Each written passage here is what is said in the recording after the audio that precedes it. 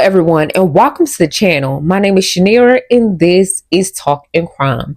Hello, you guys. You guys are awesome. The ones that are subscribed, that have joined this family. But if you are new here, don't forget to join the family. Today is another reaction video. So let's get started on our reaction video.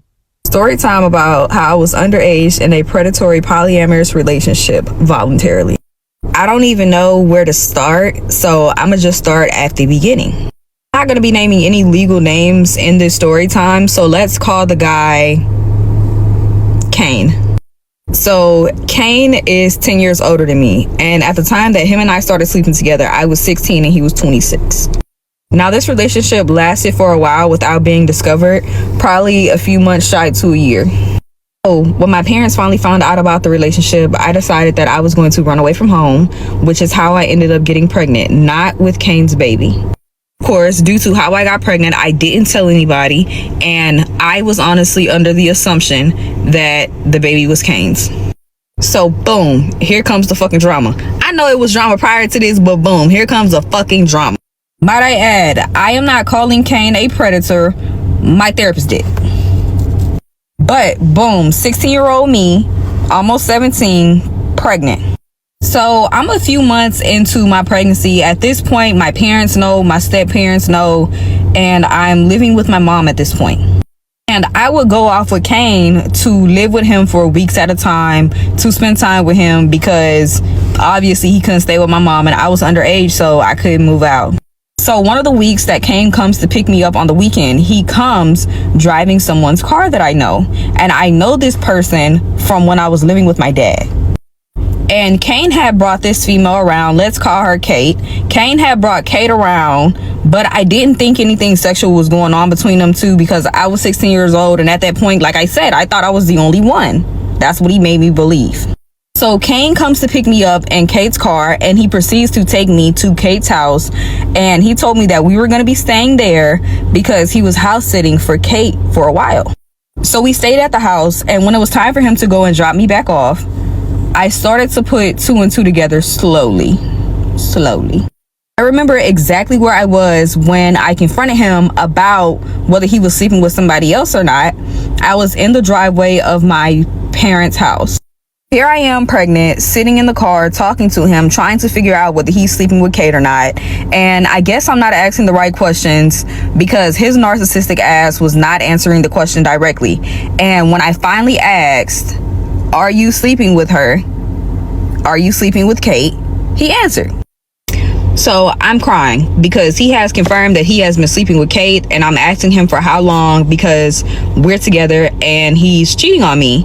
And he informs me that him and I were never together and that we were not exclusive, so it wasn't cheating. So I'm guessing at the same time Kate was putting two and two together and realized that him and I were sleeping together. She had been going through his phones, reading our messages to an extent, so I'm assuming she kind of put two and two together. Might I add that Kate is around the same age or a little bit older than Kane, and Kate has a son and a daughter. I can't say that Kate knew that he was sleeping with me while I was underage, but it was apparent. It was there, the evidence. That woman knew. That woman knew. She knew that her man was messing with a child.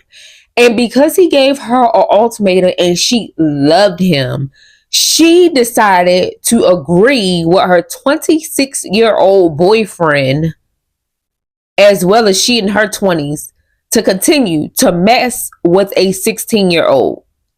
Both of them predators. At this point, Kane has already said that it's either both of us or neither one of us is going to be in a relationship with him. And that's when that grown-ass woman with more sense than a 16-year-old should have left Kane ass. Period. Kane had took me to look at a property 2 hours away from where we lived. Come to find out, Kane was looking into purchasing this property so that I could move in and that Kate could move in and he could force us into a polyamorous relationship. He told Kate that she would be moving in with her. Nah, I don't buy it. Kate had agreed before time. Kate definitely agreed. She might not have agreed. She probably was thinking about it, but agreed with her man at the time. But then everything started like wishy-washy to her, so she really wasn't rocking with it, but still rocked because it was her man with her kids. And he told me that after I had my baby, I would be moving in with my kid. But he didn't tell us that the other party would be living there. So I wake up one day and I have a message from Kate on Instagram. Anyways, so now me, 17 years old, I have beef with a grown-ass woman because her and I are sleeping with the same guy. I don't know whether she was trying to be my friend to get information out of me or what exactly she was doing, but because she was older than me and had kids, she was trying to give me advice on parenting and mothering and saying that she wanted to be there for me because Kane cared about me, just on some really weird shit. I have beef with this grown-ass woman, and the end months of my pregnancy were filled with that. So the baby is born, I have my baby, and everybody starts to notice that the baby does not look like Kane. So I'm guessing at the same time Kate was putting two. I'm in the process of taking my hair down, but before I put out a part 3, I just wanted to clarify a few things. Where in those videos did I say that I didn't hold myself accountable for the part that I played in the situation? 16 years old, no, I didn't think it was wrong because the only thing that I wanted to be was loved, protected, and cared about, and that's what he did for me. My frontal lobe was not fully developed, so no, I didn't think it was wrong. And let's just talk about that. The whole you need to hold yourself accountable thing when I was 16 years old is wild when he was a grown-ass man. Like, let's cut the shit. Not once did I say who came on to who. He came on to me, actually. Not once did I say any of that. But y'all are making assumptions, and y'all look stupid as fuck. Because y'all weren't there. I was. This is the last time that I'm even addressing stupid-ass comments like this. I will be deleting them. I'm just trying to do a story time. And y'all are jumping to fucking conclusions and making assumptions. Without further ado, here is part 3. At that point in my life, I was going through a lot of shit. I had already knew that 9 times out of 10, the baby was not Kane's because of what happened to me. But I didn't want to accept it. I didn't want to accept what happened to me or accept the fact that I was carrying that person's child. So Kane and I decided to do a DNA test. The DNA test obviously came back that the baby was not Kane's, but Kane decided that he was going to be there for me and the baby. Yeah, because he still wanted to mess with a underage girl. And this is sad because it sounds like she was being a little too fast, you know, for her age, because she wanted to run away from her parents' house and everything. But that does not give a grown man excuse to step in and mess with her. Like, what? And then the child's father, like, Lord, let's continue. And raise the child as his own. This was after I was honest with Kane about how the baby was created, and he informed me not to go looking for this person. Now, within our relationship, there were points where I just couldn't take it anymore, and we did end up separating. And on those breaks, I did have relationships. I was in a relationship with somebody, and after that person and I broke up, some things ended up happening with my family, and Kane decided that I was going to move in with him. I'm not going to go into detail about what exactly happened with my family, but some things transpired, and I could no longer stay with my mother, and I could no longer stay with my father. Kane was already living with Kate at this point. And when everything transpired, I called Kate and I told her about the incident that had just happened while I was at my father's house. And Kate came in the middle of the night and Kate picked me up. And from that point forward, I was living with Kane and Kate and her 2 children. I went and got my things from the place that I was previously staying at and moved it to Kane and Kate's home. My family was not in agreement with it. My family did not like it, but at that point, there was nothing that they could really do. So The relationship that I had with my father, the small relationship that I had with my father, dwindled away before it could even prosper. Kate did not really want to be in a polyamorous relationship. I cared about Kate not in a sexual way, but as a sister, and I wanted to see her prosper and I wanted to see her thrive, and I started caring about her because Kane cared about her. So at that point, again, So everybody just started caring about each other because Kane cared about them. Kane had told us it was either he was with both of us or he was with neither one of us. So Kate decided that, again, she was going to be in a polyamorous relationship and make it seem like she cared about me. And I went for it. Now, this is when shit takes a turn. Everything was good for the first few weeks of the relationship. But slowly but surely, Kate started to do things to try to turn Kane against me. And me being completely oblivious to the fact that Kate did not really care about me, that she just wanted Kane, and that's why she was pretending to care about me, I didn't see it until it was too late. And throughout this time, Kate's children and I started to form a bond, and I started to care about them as if they were my own children. My son had been sick several times prior to me moving in with them, and they were all things that were from a certain demographic that I was not. So I could not understand what was happening to him, and as a mother wanting answers, I decided that I was going to at least try to look for this person that got me pregnant. But nothing ever came of it until one day I was in town and I saw him going into a parole office. I followed him in, but I lost him, and I thought that was the end of it. So my dad and I decided to hire a private investigator to investigate this person, and turns out this person was a registered sex offender with several priors, and I was not the only person that he had done this to. So now the illusion that I had created in my head about, oh, I was the only person, I was just in the wrong place at the wrong time, had disappeared. Now, Kane did not like this at all. Kane did not like the idea of me going out to look for this person. Kane did not like the idea of me trying to replace him as my son's father. And even though I reassured him multiple times that that was not what I was trying to do, he still felt that way. And I'm pretty sure Kate was in his ear telling him something along those lines as well, because Kane had the same problem with Kate and wanting her kids' biological fathers in their lives. But without further ado, here I just woke up, I'm getting ready for work, but part 4. Where I come from, the father has to be on child support in order for the mother to receive government assistance. High school dropout, I needed government assistance, so I applied for it. But some of the programs that I applied for, the father had to be on child support, so I made an application to put a person that I had never met before on child support. After Kane expressed that he didn't like it and that I didn't need to put him on child support, I tried to cancel it. But the state had already picked the case up, so there was nothing that I could do at that point. That's a key factor, so keep that in mind. Now, throughout this time in our relationship, Kane and I were not doing well, and my mental health was not doing well either.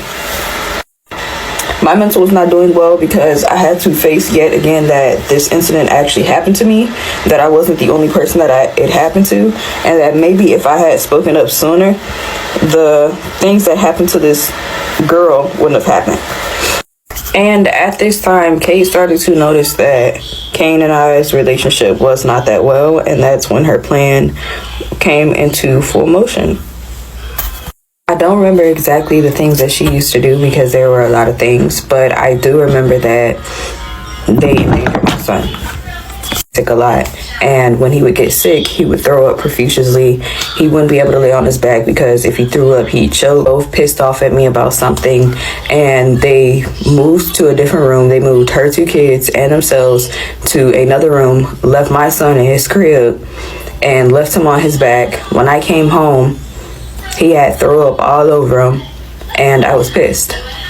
That was definitely a sign to get your hind parts, like they said back in the day, get your butt out of there. Like, they have no care for you or your child. At the end of the day, they were using you, especially Kane. Like, he might as well been in the same boat the other dude that did something to you, your child's father. Kane was in that same exact boat. That's why you was going through things mentally. Because they were angry at me, they decided to endanger my son's life. Anything could have happened. He could have choked on his throw up, etc. Events transpired that led her to feeling like I was trying to hurt her, that I was trying to kill her, that I was trying to take her out. When indeed the only person I was trying to take out was myself, because at that point I felt like my son would be better off without me. I felt like my parents would be better off without me because I felt like a shitty daughter. Kane and I are on bad terms at this point. Kate and I are on bad terms at this point. And I decide that I'm going to delete myself. I decide that I don't want to do this anymore. So I go into our medicine cabinet and take all of the opioids that we have, which was codeine. I think that's opioid. I'm not fucking sure. But my body did not react to it in the way that Kate thought it should react to it. I had tried doing this prior, and I was a pill popper. So, like, when I tried to do it, I would do it by trying to take pills. My body did not have a reaction to it. I did. If you said that Kate thought that the medicine didn't have the reaction she thought it was, you should have been out of there. She wanted you gone. You was taking over. She seen that King, her man, liked it, a younger female than her. And she was trying to get you out of there. At the same time, you struggling yourself. Didn't throw up. The only thing that happened was me getting extremely dizzy. At that point, Kane had called my stepmom and my dad over, and they were all trying to get me to throw up. They were all trying to get me to pretty much get the medicine out of my system, but it would not come up. The next day after everything happened, Kane and I went on a really long car drive to talk about why I felt the way that I felt. And before we left, Kate had pulled us both to the side and said she felt like I tried offing myself to get attention from Kane and to take the attention away from her. She said she felt like I really didn't feel the way that I felt and that everything was for attention. Mind you, I was self-harming at this point, so nothing that I did was for attention. It was simply because I felt like my kid would be better off without me and that my family would be better off without me. I ended up going to the hospital and getting the help that I needed, and while I was there, Kane told me that Kate said I wouldn't be able to come back into their lives because she feared for her children's lives, which was crazy. I had got out the hospital. Kane and Kate had already brought all of my things, well, almost all of my things over to my father's house, and that's where I began to live for a little bit. And that's part 5, the last and final part, because Kane and I's story kind of starts to shift into me finding myself as a woman and realizing that this situation was not what I needed or wanted. Around the time that this was happening, I did not have any fucking motion. I wasn't doing anything with my fucking life. So our communication had ceased to exist until a few months later, and then we started talking again. Him and I were still sleeping together off and on, and I was still trying to convince him to have a relationship with me and not have a relationship with her, but that didn't work out. I ended up going to another state to go to college. I ended up going to Mississippi to go to college, and while I was in Mississippi, Kane had told me that he had got Kate pregnant. So with Kate being pregnant, I decided that I was going to move on with my life. I decided to get married and start trying to join the military. Now, me joining the military did not happen until I got back to Texas, because me joining the military in Mississippi just wasn't working out in between the processing and the recruiters. It just wasn't working out. So when I got back to Texas, a day before I had signed my contract, I went to him and said, hey, if you want to be with me, if you love me, I need you to make a decision, because I'm about to leave, and once I sign this contract, that's over and done with. And he told me he needed time to think about it. That was enough for me. I decided the next day that I was going to go sign my contract, and that's exactly what the fuck I did. My contract, I had a going away dinner. He did not come, obviously, because I didn't want him there. And then I went to basic training. And throughout basic training, he had tried to send me letters, but I never got them because the person he had got the address from, he got the address wrong. And I'm grateful for that, because if he had gotten the address, maybe he would have talked me back into being with him. And I had decided to move on with my life, and now the new challenge in my life was figuring out a way to get full custody of my son, because the state of Texas had gave the person that assaulted me some custody and visitation rights, and divorcing my now ex-husband. I do not talk to Kane anymore. I definitely don't talk to Kate anymore. The whole situation was weird and fucked up. They do have a child together. As I stated, she did end up getting pregnant. But that's not my business. I don't talk to them. I don't have anything to do with them. Kane used to check on me every now and then, but now it's non-existent.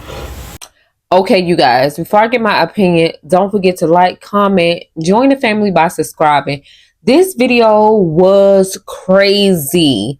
For people to be in the comment section telling this young lady that she needs to hold herself accountable, I heard her holding herself accountable the whole way through her story. You're not her. You didn't go through what she went through. This was a child living with her parents, and a grown 26-year-old man was preying on her age and how young she was. Him and his girlfriend that he later on got pregnant. He was playing back and forth between both of these young ladies. And unfortunately, the older young lady was allowing it to happen. She was 16 years old.